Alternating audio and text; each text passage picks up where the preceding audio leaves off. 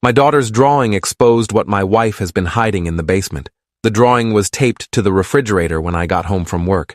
I almost walked past it like I did with most of Sophie's artwork. The endless parade of stick figures and rainbow houses that cycled through our kitchen weekly. But something about this one made me stop. The colors were wrong. Dark browns and grays instead of her usual bright pinks and yellows. And the figures weren't smiling. They never smiled in Sophie's drawings anymore, but this was different. This was disturbing. The picture showed our house in cross-section like a dollhouse. Rooms stacked on top of each other. The kitchen where my wife Claire spent most of her time. The living room where Sophie played.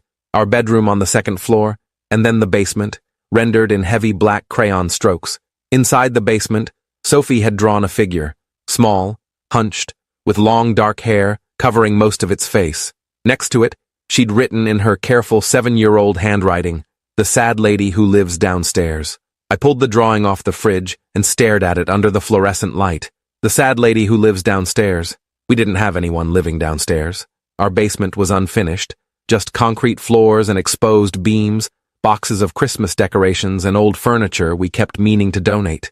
Claire used it for storage and occasionally for her pottery, though she'd mostly given that up after Sophie was born. I tried to remember the last time I'd actually been down there. Weeks? Months? Claire had asked me to stay out of her workspace, said she needed one area of the house that was completely hers, and I'd respected that boundary without question. Sophie was in the living room watching cartoons, her blonde hair still damp from her bath. She had Claire's delicate features and my blue eyes, and lately she'd been quieter than usual, more withdrawn.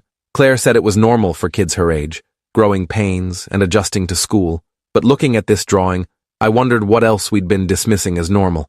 I sat down beside her on the couch, holding the picture carefully. "Hey, Bug, I saw your drawing. It's very detailed.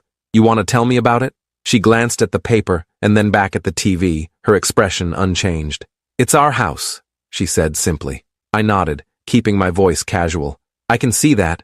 And who's this person you drew in the basement?" Sophie pulled her knees up to her chest, a gesture she'd started doing recently when she was uncomfortable. "The sad lady. She's always down there. Sometimes I hear her crying when I'm trying to sleep." My stomach tightened. "What do you mean crying?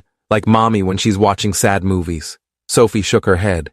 "Different. Like she's hurt or scared. Mommy says I'm not supposed to tell you because it would upset you, but Mrs. Kowalski at school said if something makes us feel bad, we should tell a grown-up we trust." She looked at me with those serious blue eyes. "You won't get mad at Mommy, will you?" I forced myself to breathe normally, to keep my expression neutral, even as alarm bells started ringing in my head. "No, Bug."